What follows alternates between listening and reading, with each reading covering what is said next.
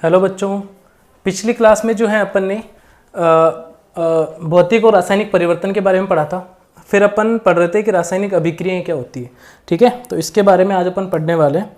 तो टॉपिक है अपना रासायनिक अभिक्रियाएं। रासायनिक अभिक्रियाएं क्या होती हैं? देखो, रासायनिक अभिक्रिया की परिभाषा कल भी मैंने बताई थी, आज फिर बता रहा हूँ। रासायनिक अभिक्रिया का मतलब होता है कि किसी पदार्थ के अगर रासायनिक गुण परिवर्तित हो रहे हैं तो उसी को अपन क्या बोलते हैं? रासायनिक अभिक्रिया। ठीक है, किसी पदार्थ के रासायनिक गुणों में परिवर्तन होना, ठीक है, या रासायनिक परिवर्तन होना, किसी पदार्थ में रासायनिक परिवर्तन होना, ये क्या होता है? रासायनिक अभिक्रिया होती है। इतना आप लिख लोगे, ठीक है। तो आप इसकी डेफिनेशन लिख लेना कि किसी पदार्थ में रासायनिक परिवर्तन होना ही क्या होता है? रासायनिक अभिक्रिया होता है। ठीक है, ये कई प्रकार की अभिक्रियाएं होती हैं। अब ये आपने 8th क्लास में पढ़ा होगा। ठीक है, 8th क्लास में आपने कुछ अभिक्रियाएं पढ़ी होगी, जैसे संयोजन अभिक्रिया, वियोजन अभिक्रिया, ठीक है, विस्थापन अभिक्रिया। वही सारा अपन आज पढ़ने वाला है। ठीक है, तो देखो, पहली इसमें रिएक्शन आ जाएगी संयोजन अभिक्रिया। संयोजन अभिक्रिया, संयोजन अभिक्रिया, ठीक है। इसका दूसरा नाम होता है योगात्मक अभिक्रिया, योगात्मक अभिक्रिया, ठीक है। और इसका एक और नाम होता है संयुग्मन अभिक्रिया, संयुग्मन अभिक्रिया, ठीक है। इसको इंग्लिश में बोलते हैं एडिशन, एडिशन रिएक्शन। ठीक है बच्चों, इतना क्लियर है। तो इसकी अगर परिभाषा की बात करें, देखो मैं थ्योरेटिकल चीज़ें नहीं लिखूंगा यहाँ पे क्योंकि टाइम बहुत ज़्यादा इसमें वेस्ट होता है, ठीक है, लिखने में। तो मैं बोल रहा हूँ, उसको आप ध्यान से सुनो और लिख लो। तो देखो, संयोजन अभिक्रिया की परिभाषा की बात हो रही है, तो सबसे पहले आप इसकी परिभाषा लिखोगे। परिभाषा में क्या लिखोगे कि दो या दो से ज़्यादा अभिकारक, दो या दो से ज़्यादा अभिकारक मिलकर एक उत्पाद का निर्माण करते हैं, ऐसी अभिक्रिया क्या कहलाती है? संयोजन अभिक्रिया। ठीक है, दोबारा बोल रहा हूँ, रिपीट कर रहा हूँ मैं कि दो या दो से अधिक अभिकारक मिलकर एक उत्पाद बनाते हैं, उस अभिक्रिया को अपन क्या बोलते हैं? संयोजन अभिक्रिया बोलते हैं। ठीक है बच्चों, अब देखो इसके उदाहरण आप देख लेना एक बार। देखो, नाम से पता चल रहा है संयोजन मतलब जुड़ना, तो दो या दो से ज़्यादा अभिकारक जुड़ेंगे और एक उत्पाद बनेगा। हमेशा ध्यान रखना, संयोजन अभिक्रिया में एक ही उत्पाद बनता है, यही पहचान है उसकी। ठीक है, तो उदाहरण जैसे कि अभी अपन ने पढ़ा C+O2, तो क्या बन रहा था? CO2। अब देखो यहाँ पे अभिकारक, एरो से पहले क्या होते हैं बच्चों? अभिकारक। तो अभिकारक कितने हैं यहाँ पे? दो अभिकारक हैं। देखो, एक तो ऑक्सीजन हो गया, ठीक है, एक कार्बन हो गया, ये दोनों क्या है? अभिकारक है। और उत्पाद जो है वो एक उत्पाद बन रहा है, तो ये क्या होगी? संयोजन अभिक्रिया। ठीक है, उदाहरण लिख लेना आप लोग। फिर इसमें आपको याद रखना है Mg+O2, ये भी क्या है? MgO बनेगा। अब इसको संतुलित भी करना है अपने को। तो देखो, एरो के इधर मैंने बताया था संतुलित कर रहे थे अपन, तो ऑक्सीजन और हाइड्रोजन को सबसे पहले अपन इग्नोर करते हैं, उसको छोड़ते हैं, और उसके अलावा जितने भी आपको अलग यौगिक दिख रहे हैं या फिर तत्व दिख रहे हैं, उनको अपन संतुलित करते हैं। तो ऑक्सीजन के अलावा यहाँ पे क्या दिख रहा है अभिक्रिया? मैग्नीशियम। तो मैग्नीशियम, एरो के इधर मैग्नीशियम कितना है? 1, और इधर भी कितना है? 1। अब ऑक्सीजन देखेंगे, ऑक्सीजन एरो के इधर 2 है, इधर भी 2 करने हैं, तो आपको क्या करना पड़ेगा? यहाँ पे 2 लगाना पड़ेगा। लेकिन अब मैग्नीशियम भी 2 हो गया, तो मैग्नीशियम के आगे भी 2 लगाओ। ठीक है, अब देखो थर्ड एग्जांपल आप ये लिख लेना, CaO+H2O। ठीक है, क्या बनेगा? CaOH का होल ट्वाइस। ठीक है, इतना क्लियर है। फोर्थ आप लिख लेना Mg+H2O, क्या बनेगा? MgOH का होल ट्वाइस। ठीक है, मिल्क ऑफ मैग्नीशिया नाम सुना है, ठीक है। और ये क्या होता है? बुझा हुआ चूना। ये क्या होता है? बिना बुझा हुआ चूना। इतना क्लियर है। और इसमें आप और एग्जांपल लिख सकते हो, अभी काफ़ी है इतने, ठीक है। और लिख सकते हैं जैसे कि अपन Cu+O2 क्या बन जाएगा? CuO, 2CuO बन जाएगा। ठीक है बच्चों, तो ये 4-5 एग्जाम्पल आप लिख लो कि ये सारे क्या हैं? संयोजन। सब में एक एक उत्पाद बन रहा है, इसलिए क्या है? संयोजन अभिक्रिया। इतना क्लियर है। नेक्स्ट जो अभिक्रिया पढ़ेंगे अपन, वो है इसमें विस्थापन अभिक्रिया। ठीक है, विस्थापन अभिक्रिया। तो देखो, विस्थापन अभिक्रिया 10th क्लास में अपन ने पढ़ा है कि 8th में पढ़ा है आपने, विस्थापन अभिक्रिया क्या होती है। ठीक है, याद होगा थोड़ा बहुत। विस्थापन अभिक्रिया, विस्थापन अभिक्रिया। अब देखो, इसको डिस्प्लेसमेंट रिएक्शन बोलते हैं। Displacement reaction. तो इसकी अगर डेफिनेशन की बात करें तो परिभाषा क्या हो जाएगी, इसकी परिभाषा कुछ इस तरीके से हो जाएगी कि जो ज़्यादा सक्रिय या ज़्यादा रिएक्टिव एलिमेंट जो होता है, ज़्यादा अभिक्रियाशील तत्व कम क्रियाशील तत्व को क्या कर देता है, उसको अपनी जगह से हटा देता है। ठीक है, उसको अपन क्या बोलते हैं, विस्थापन अभिक्रिया। अगर इसकी परिभाषा, एक्चुअल परिभाषा जो आपको लिखनी है वो लिखोगे कि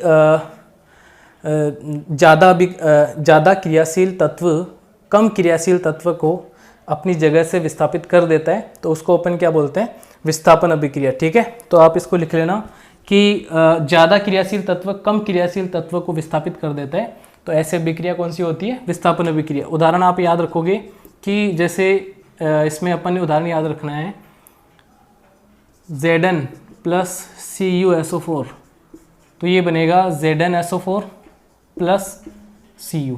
ठीक है, अब देखो ये जो है ज़्यादा क्रियाशील तत्व है जिंक, इसने क्या कर दिया, इस कॉपर को यहाँ से हटा दिया। ठीक है, तो ज़्यादा क्रियाशील तत्व ने कम क्रियाशील तत्व को अपनी जगह से, उसकी जगह से क्या कर दिया, विस्थापित कर दिया, तो इसको अपन क्या बोलेंगे, विस्थापन अभिक्रिया। और क्या बन गया, ZnSO4, यानी जिंक जो है कॉपर की जगह आ गया।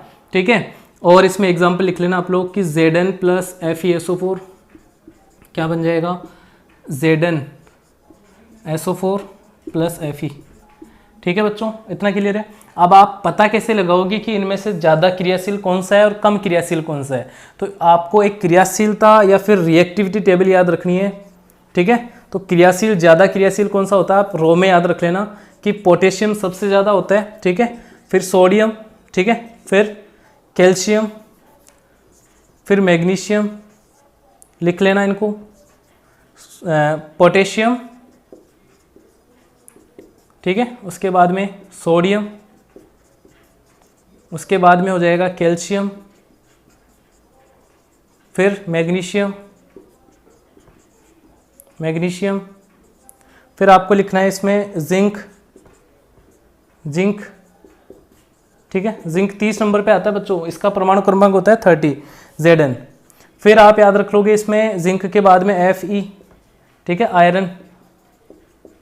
फिर आप याद रखना Pb, इसको बोलते हैं लेड, सीसा। ठीक है, और फिर इसके बाद में आपको याद रखना है हाइड्रोजन।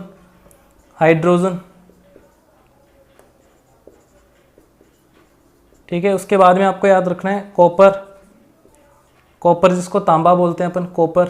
ठीक है, और इसके नीचे के मैं यहाँ पे लिख रहा हूँ, देखो कॉपर के नीचे आएगा Hg जिसको मरकरी बोलते हैं अपन, मरकरी। फिर इसके नीचे आप Ag जिसको सिल्वर बोलते हैं, चांदी, सिल्वर। ठीक है, और Au जिसको आप बोलते हो गोल्ड, क्या बोलते हो, गोल्ड। ठीक है, और एक Pt, प्लेटिनम। ठीक है बच्चों, ये आपको याद रखना है, ये कॉपर के नीचे वाले तत्व हैं चारों। ठीक है, Hg मरकरी, Ag, Au और Pt, यानी सबसे कम क्रियाशील तत्व प्लेटिनम, फिर गोल्ड।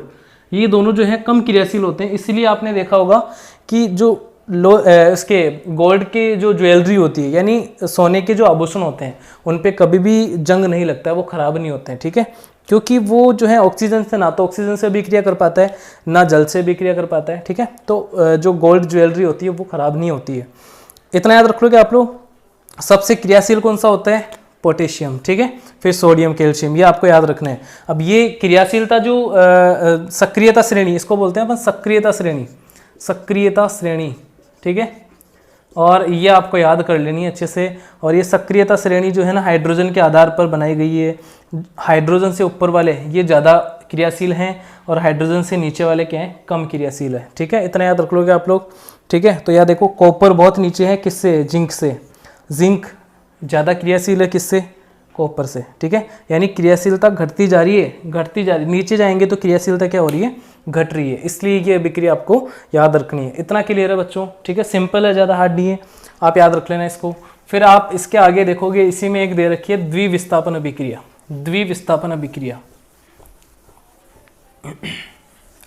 द्विविस्थापन अभिक्रिया, देखो नाम से पता चल रहा है कि यहाँ तो क्या था, एक ही तत्व जो है विस्थापित हो रहा था, या एक ही परमाणु का समूह या परमाणु विस्थापित हो रहे थे। लेकिन द्विविस्थापन अभिक्रिया जो होगी ना, द्विविस्थापन अभिक्रिया, इसमें क्या होगा, क्लियरली देखो नाम से पता चल रहा है कि द्विविस्थापन, यानी जो अभिकारक है, अभिकारक के अभिकारक के सभी या दोनों के परमाणु या परमाणुओं का समूह, परमाणुओं का समूह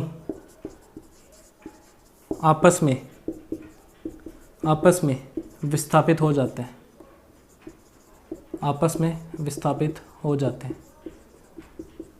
ठीक है, ऐसे अभिक्रिया जिसमें अभिकारक के परमाणु या परमाणु के समूह आपस में एक दूसरे से क्या हो जाते हैं, विस्थापित हो जाते हैं। ठीक है, तो वहां तो विस्थापन अभिक्रिया में तो केवल एक ही हो रहा था, यहाँ पे एक से ज्यादा, ठीक है, एक से ज्यादा परमाणु या परमाणु के समूह आपस में क्या हो जाते हैं, विस्थापित हो जाते हैं। तो ऐसी अभिक्रिया क्या कहलाती है, द्विविस्थापन अभिक्रिया। ठीक है, आप इसको अपनी लैंग्वेज में लिख लोगे। ठीक है, अब देखो इसका एग्जाम्पल आपको याद रखना है, तो CuSO4 याद रख लेना। एग्जाम्पल एक एक काफ़ी है, एक एक दो एग्जाम्पल आप याद रख लेना।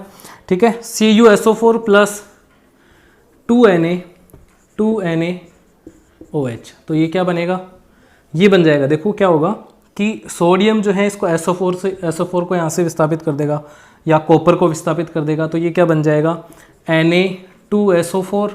ठीक है, क्योंकि सोडियम क्रियाशील होता है तो ये कॉपर को विस्थापित कर देगा। उसी तरीके से क्या बन जाएगा, एक और बन जाएगा यहाँ से कि CuOH का होल ट्वाइस, CuOH का होल ट्वाइस, CuOH का होल ट्वाइस। ठीक है, तो इतना क्लियर है। अब ये OH का होल ट्वाइस कैसे लगाया है, ये आप जब 9th क्लास में अपन ने अणुसूत्र बनाना सीखा था, वहाँ से ये चीज़ आती है। ठीक है, तो ये होता है संयोजकता के आधार पर, जो अपन ने यौगिक बनाने सीखे थे ना, उसमें अपन ने पढ़ा था। तो ये आपको एग्जाम्पल याद रखना है। फिर इसके बाद में एक अभिक्रिया आ जाती है इसमें, अगला जो है तीसरी अभिक्रिया कौन सी है, देखो वो है वियोजन अभिक्रिया। ठीक है, वियोजन अभिक्रिया तीसरी है, वियोजन अभिक्रिया। ठीक है, वियोजन अभिक्रिया, या इसको अपन बोलते हैं अपघटन अभिक्रिया, अपघटन अभिक्रिया।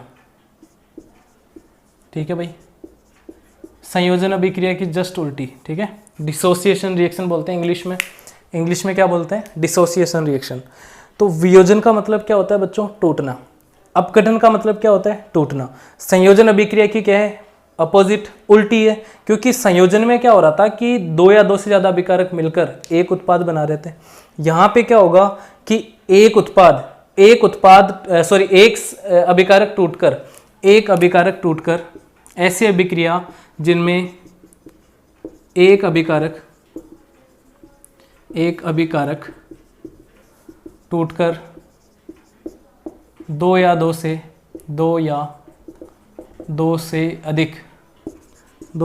अधिक उत्पाद बनाता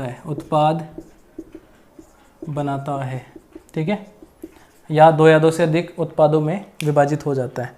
तो इस तरीके से ऐसी अभिक्रिया जिसमें एक अभिकारक, इसमें अभिकारक होगा वो एक होगा, ध्यान रखना। तो एक अभिकारक टूटकर दो या दो से अधिक उत्पाद बनाता है। ठीक है, इतना क्लियर है। तो एग्जाम्पल आपको याद रखने हैं इसमें, एग्जाम्पल आप याद रखोगे कि जैसे CaCO3 है। ठीक है, तो ये टूटकर क्या हो जाता है, CaO बन जाता है प्लस H2।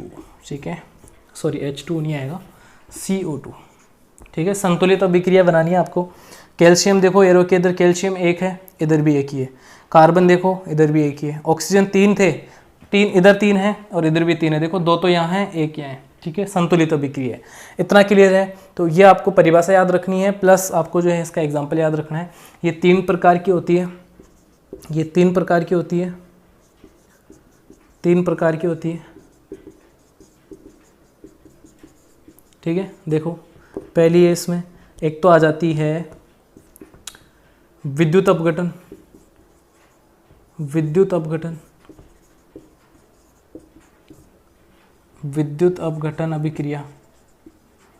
ठीक है, विद्युत अपघटन अभिक्रिया क्या होती है, देखो ऐसी अभिक्रिया जिसमें अभिकारक जो है विद्युत लेकर उत्पाद में विभाजित हो जाता है, या बिजली जो अपन बोलते हैं लाइट, इलेक्ट्रिसिटी, ठीक है, यानी विद्युत के द्वारा जो है अभिकारक टूट रहा है तो उसको अपन क्या बोलते हैं, विद्युत अपघटन। देखो विद्युत अपघटन बहुत ज़्यादा काम की अभिक्रिया है, ये 12th में भी बहुत काम में आएगी आपके।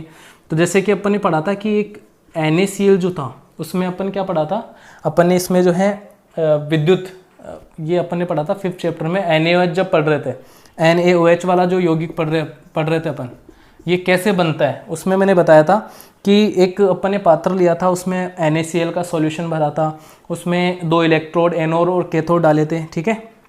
तो NaCl का आपको क्या लेना है, विलयन, और इसमें क्या कर देना है आपको, विद्युत, इसमें क्या कर देनी है, विद्युत पास करनी है, ठीक है, विद्युत प्रवाहित करनी है।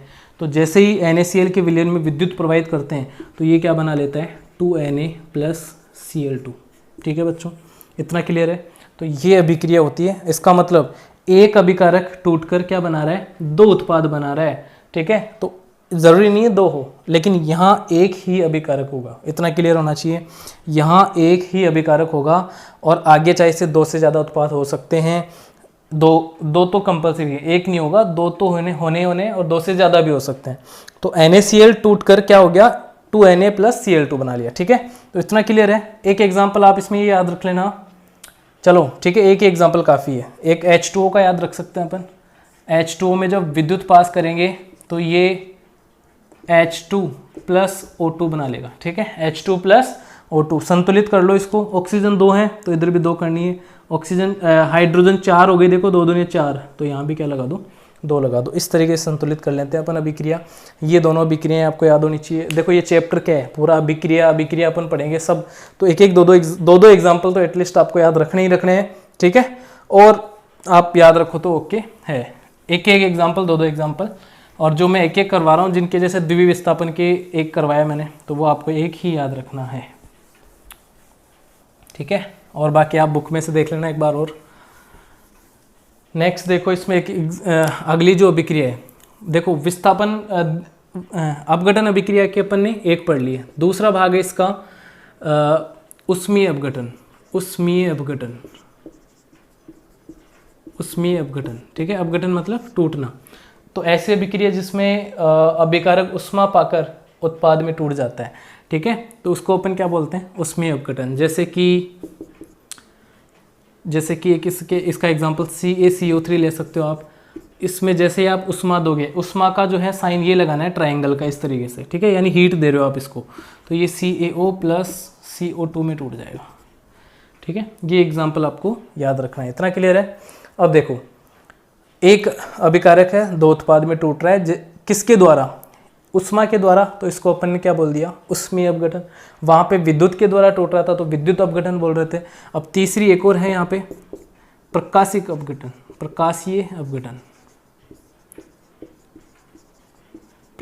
अपघटन, देखो लाइट डिसोसिएशन बोलते हैं इसको, यहाँ पे ये हीट डिसोसिएशन बोलते हैं इसको। लाइट डिसोसिएशन में देखो कि जैसे HBr, एक एग्जांपल लेना है आपको यहाँ पे, 2HBr, ये क्या करता है, HV, ये HV है ना, इसका मतलब होता है लाइट, प्रकाश, ठीक है। प्रकाश की उपस्थिति में ये किस में टूट जाता है, H2 + Br2 में टूट जाता है बच्चों, ठीक है।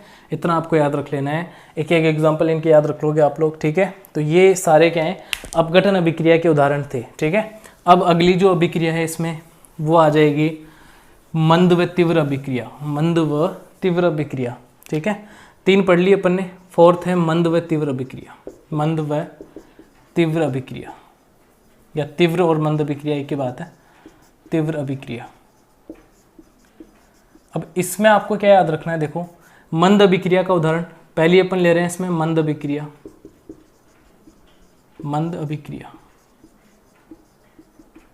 ठीक है।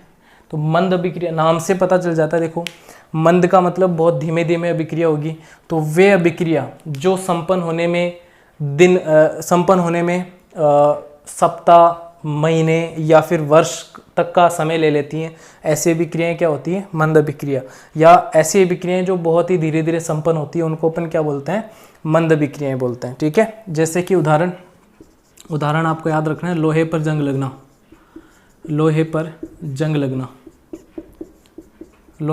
लगना। अब ये क्या होता है, लोहे पर जब जंग लगता है तो एक दिन में तो नहीं लगता होगा, या कुछ घंटों में तो नहीं लगता होगा या फिर कुछ दिनों में नहीं लगता होगा। तो ये या तो सप्ताह लेता है या मंथ या फिर ये साल भर तक टाइम ले लेता है। तो यानी जंग जो है बहुत धीमा एक प्रक्रम है, ठीक है, यानी धीमी अभिक्रिया है। तो इसको अपन क्या बोलेंगे, मंद अभिक्रिया बोलेंगे, ठीक है। आप इसको लोहे पर जंग लगने की जो अभिक्रिया है वो आपको याद रखनी है कि 4Fe plus O2 plus 6H2, ठीक है। तो ये बन जाएगा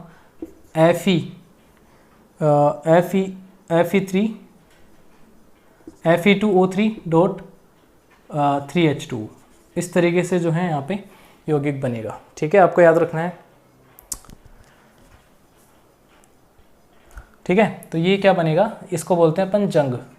तो ये लोहे पर जो ब्राउन कलर की परत आ जाती है उसको अपन क्या बोलते हैं, जंग बोलते हैं। ये अभिक्रिया आपको याद रखनी है, ठीक है। एक और होती है इसमें KClO3।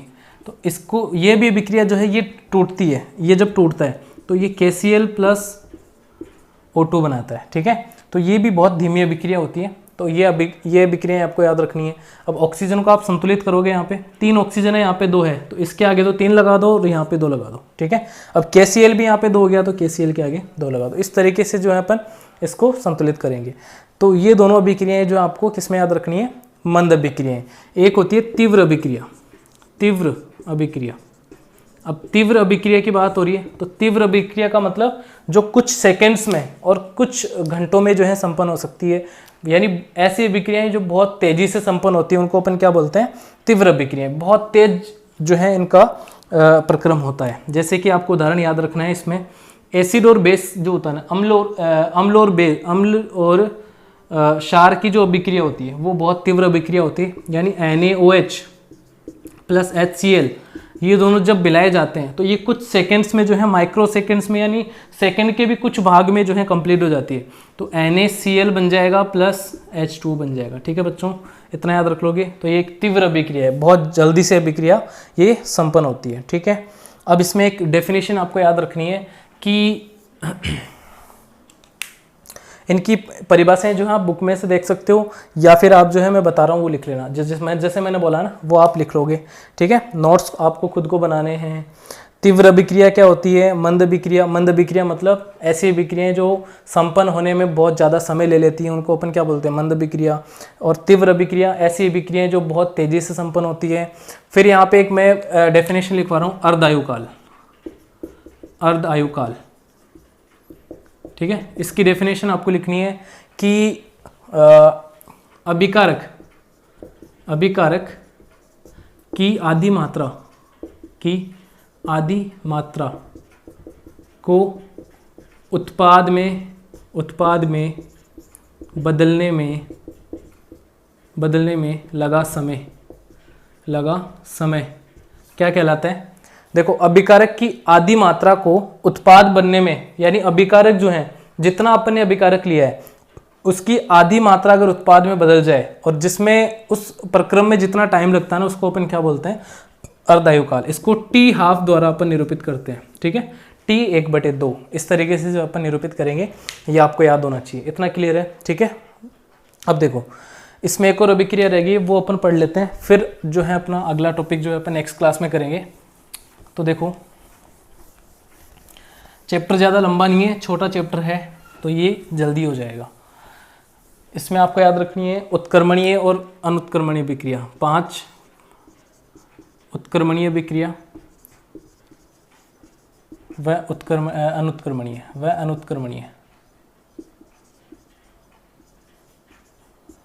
अनुत्क्रमणीय अभिक्रिया। तो देखो नाम से पता चल रहा है, उत्क्रमणीय का मतलब होता है बच्चों जो ऐसे अभिक्रिया जो दोनों दिशाओं में संपन्न हो सकती है उनको अपन क्या बोलते हैं, ठीक है, उत्क्रमणीय अभिक्रिया। और अनुत्क्रमणीय ऐसी अभिक्रियाएं जो एक ही दिशा में संपन्न होती है उनको अपन क्या बोलते हैं, अनुत्क्रमणीय अभिक्रिया। देखो उत्क्रमणीय के लिए आपको मैंने पहले भी बताया ये साइन आपको लगाना है, ठीक है। अनुत्क्रमणीय के लिए आपको सिंपल एरो एक साइड दिखाना है। इसका मतलब ये हुआ कि ये एक ही दिशा में संपन्न होती है और ये दोनों दिशा में संपन्न होती है, दोनों दिशाओं में, ठीक है। इसका उदाहरण मैंने आपको बताया था, N2 + 3H2 एरो लगा दिया, ठीक है। और ये क्या बन जाएगा, 2NH3, संतुलित अभिक्रिया है, ठीक है। तो ये किसका उदाहरण है, उत्क्रमणीय अभिक्रिया। परिभाषा आप खुद लिखोगे, ऐसी अभिक्रियाएं जो दोनों दिशाओं में संपन्न हो सकती है उनको अपन क्या बोलते हैं, उत्क्रमणीय अभिक्रिया, और एक ही दिशा में संपन्न होती है उनको अपन क्या बोलते हैं, अनुत्क्रमणीय अभिक्रिया। जो अपने सारे एग्जाम्पल देखे अभी, Mg+O2 वाला एग्जाम्पल लिख लेना, इसमें क्या बनेगा, MgO बनेगा, यानी ये एक ही दिशा में संपन्न हो रही है, इसलिए वो क्या है, अनुत्क्रमणीय अभिक्रिया है, ठीक है। तो ये आपको याद रखना है। तो अगला जो टॉपिक है नेक्स्ट, इसका जो अगला टॉपिक है ऑक्सीकरण और अपचयन, वो अपन जो है अगली क्लास में करेंगे। तब तक आप इसको जो है प्रिपेयर कर लेना अच्छे से।